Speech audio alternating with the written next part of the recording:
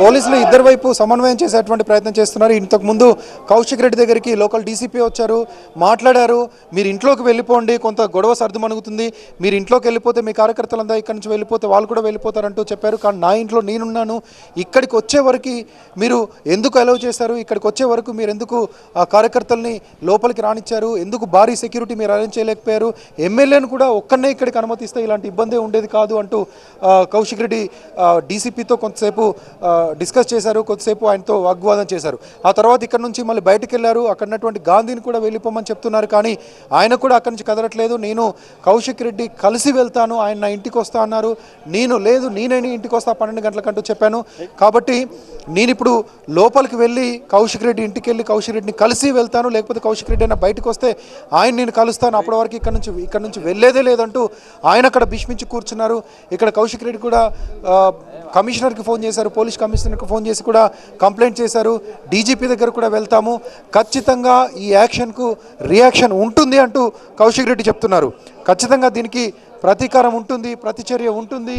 మేము కూడా రేపేం చేయాలో మాకు తెలుసు, అది మేము చేసి చూపిస్తాం. నేను ఇంట్లో ఉన్న టైంలో, నా ఫ్యామిలీ ఇంట్లో ఉన్న టైంలో వచ్చి దాడి చేశారు. పోలీసులు దగ్గరుండి మరీ దాడి చేయించినట్లుగా కనిపిస్తూ ఉంది. ఇల్లంతా ధ్వంసం చేశారు, బయట ఉన్నటువంటి గ్లాసులను పగలగొట్టారు, బయట ఉన్నటువంటి పూల కుండీలు అన్నింటినీ ఇంట్లోకి విసిరేశారు. ఇంట్లో నా ఫ్యామిలీ ఉంది, నా కార్యకర్తల పైన కోడిగుడ్లు టమాటాలు విసిరేశారు. పోలీసులు ఉన్నప్పుడే గేటెడ్ కమ్యూనిటీలోకి ఎలా పోలీసులు వీళ్ళందరినీ అనుమతిస్తారు, గేటెడ్ కమ్యూనిటీ లోపలికి ఇంత పెద్ద మాబ్ని ఎలా అనుమతిస్తారు అంటూ ఆయన డీసీపీని పోలీసులను ప్రశ్నిస్తున్నారు. ప్రస్తుతం ఇక్కడ ఎక్కడైతే డ్యామేజ్ అయిందో, ఎక్కడైతే అన్నీ పగిలిపోయా వాటన్నిటిని కూడా కౌశిక్ రెడ్డి అనుచరులు పరిశీలిస్తూ ఉన్నారు. ఇది తీవ్రంగా మేము పరిగణిస్తున్నాం, దీన్ని ఎట్టి పరిస్థితుల్లోనూ ఇంతటితో వదిలిపెట్టాము.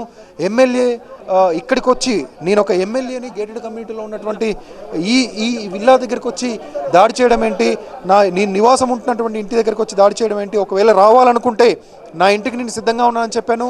ఎమ్మెల్యే ఒక్కడే నా ఇంటికి వచ్చి వస్తే సాధారణంగా రిసీవ్ చేసుకోవడానికి నేను సిద్ధంగా ఉండే, కానీ ఇంతమందిని తీసుకొచ్చి ప్రీ ప్లాన్డ్గా దాడి చేసేటువంటి ప్రయత్నం చేశారు. ప్రీ ప్లాన్డ్గా కనిపిస్తుంది ఇదంతా కూడా అంటూ కౌశిక్ రెడ్డి చెప్తూ ఉన్నారు.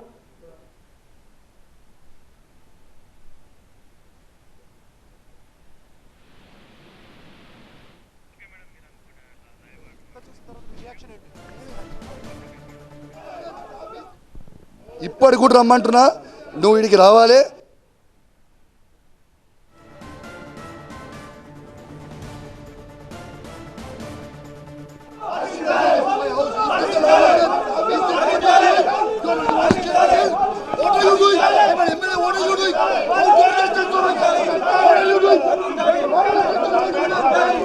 ఇక్కడనే ఉన్నాయి కదా, మీ ముందే చెప్పిన, నేను సింహం సింగిల్గా ఉంటా.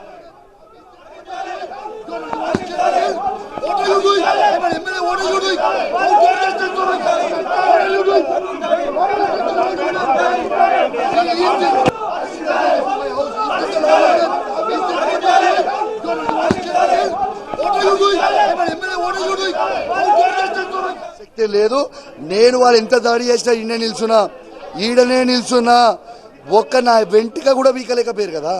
పిచ్చోన్ లెక్క, చేతగానోన్ లెక్క నా అద్దాల పగలగొట్టుడు, నా గేట్లు పగలగొట్టుడు, కుండీలు పగలగొట్టుడు. అరే దమ్ము లేదరా మీకు, నా ఇంటికి కూడా వీకలే కదరా మీరు.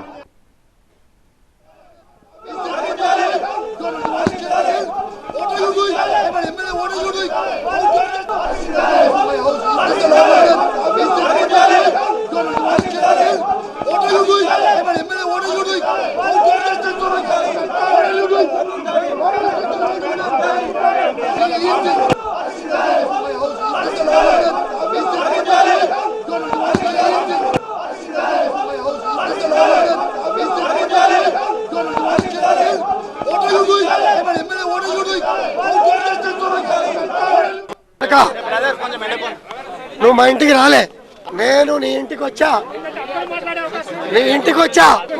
దమ్ము ధైర్యం ఉంటే బయటికి రా. పోలీసులు పెట్టి అడ్డం పెట్టుకోవటం కాదురా, నేను పోలీసులు పెట్టి అడ్డం పెట్టుకోలే. నువ్వు మెడిసిన్ చేయి, నా కొడుక నేను పిలుచుకురా, నా కొడుకుని పిలుచుకురా, నేను ఇక్కడే ఉంటా. ఇంట్లో దాక్కోవడం కాదు నా కొడుక, బయటికి రా, తెలుసుకుందా నా కొడుక. నీకు దమ్ముంటే బయటికి రా. నా ఇంటికి వస్తాను రాలేకపోయావు. నేను ఇంటికి వచ్చాను రా, బయటికి రా నా కొడుకు. దమ్ముంటే బయటికి రా మరి. అటువంటి కోవట్ నా కొడుకులు, దొంగ నా కొడుకులు, చిల్లర నా కొడుకులు, మహిళల్ని గౌరవించలేదు నా కొడుకులతో కలిసి వెళ్ళడం సమంజసమా కదా? మీడియా మిత్రులుగా ఎవరిని